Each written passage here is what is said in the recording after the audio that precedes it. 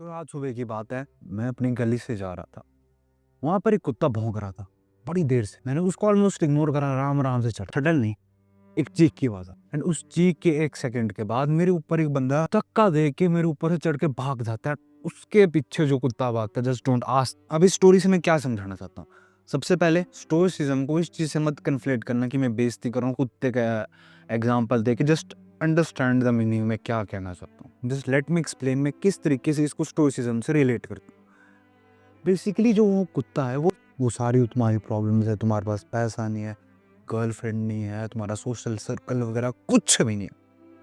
अब तुम्हारे ऊपर है तुम किस तरीके के पर्सन बनना चाहते हो। या तो तुम उस बंदे यानी मेरी तरह शांति से जा सकते हो कुत्ते के पास से। कुत्ते का रेफरेंस यहाँ पे हमेशा फिर से एक बार रिमाइंडर देता हूँ, मैं कुत्ते का रेफरेंस उस लाइफ प्रॉब्लम्स के लिए दे रहा हूँ। तुम मेरे शांति से जा सकते हो या फिर उस पागल बंदे की तरह दौड़ के जा सकते हो। एंड तुम्हारे को पता है क्या हुआ है। अगर इस वाले एग्जाम्पल से तुम्हारे को समझ नहीं आया तो सिर्फ इस चीज को समझना कि दो तरीके के वर्ल्ड होते हैं। एक होता है रियलिटी वर्ल्ड, एक होता है इमेजिनेशन वर्ल्ड। अब एक नॉर्मल पर्सन क्या करता है, वो 90% of the time imagination world में ही रहता है। यार ऐसा हो जाएगा, वैसा हो जाएगा, ऐसा हो जाएगा। अब स्टोइक्स है, उन्होंने सिंपल सी एक बात बोली कि ये जो रियलिटी और इमेजिनेशन वर्ल्ड है, इसमें इमेजिनेशन वर्ल्ड को खत्म कर दो। जो रियलिटी है वो देखो, इमेजिनेशन वर्ल्ड को बिल्कुल मार दो, खत्म कर दो। इट इज एग्जिस्ट ही नहीं करती है। स्टोइसिज्म का अगर मैं सिंपल सा कंसेप्ट तुम्हारे को बोलूं तो इमेजिनेशन वर्ल्ड को खत्म कर देना, रियलिटी से चिपके रहना। स्टोइसिज्म का इससे अच्छा एग्जाम्पल तुम्हारे कोई नहीं समझा सकता है। अब स्टोइसिज्म ने एक और साथ में एक और बोली कि तुम्हारे को मटेरियलिस्टिक चीजों से ऑब्सेशन छोड़ दो। मटेरियलिस्टिक चीजों से ऑब्सेशन छोड़ दो, क्योंकि उस आराम में उस आराम में कुछ नहीं रखा है तुम्हारी जिंदगी के लिए।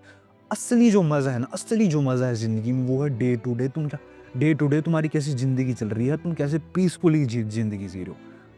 अब पीसफुल का मतलब क्या है? पीसफुल का मतलब है कि तुम अपने काम की तरफ कितना डेडिकेटेड हो, तुम्हारे को काम में कितना मजा आ रहा है, तुम्हारी मेंटल हेल्थ की मतलब जिस तरीके से तुम्हारा दिनचर्या यानी तुम्हारी हर दिन की लाइफ सबसे बेस्ट, सबसे मैक्सिमम पोटेंशियल के लिए साथ हो। स्टोइक्स ने एक और बात इसमें तीसरी बात ऐड करी, टॉलरेंस। मेरे आगे चाहे दुनिया खत्म हो रही, मेरे आगे चाहे जितनी मर्जी दिक्कत आ जाए, मैं सबसे ज्यादा शांत रहूंगा। जब हालत सबसे ज्यादा बाहर बिखरेगी तब भी मैं सबसे ज्यादा शांत रहूंगा, तब भी सबसे ज्यादा मैं काम रहूंगा। स्टोइसिज्म ने सिंपल से एक और बात फिर से बोल दूं, बाहर चाहे जितने मर्जी भूकंप आ जाए, धरती हिल जाए, मेरे को बस अपने माइंड को शांत रखना है, काम रखना है। जब भी लाइफ में बुरा टाइम है ना, शांत हो जाओ, काम हो जाओ, अपने आप मन को सबसे ज्यादा स्तर कर दो। बिल्कुल वही सबसे ज्यादा इंपॉर्टेंट पॉइंट है।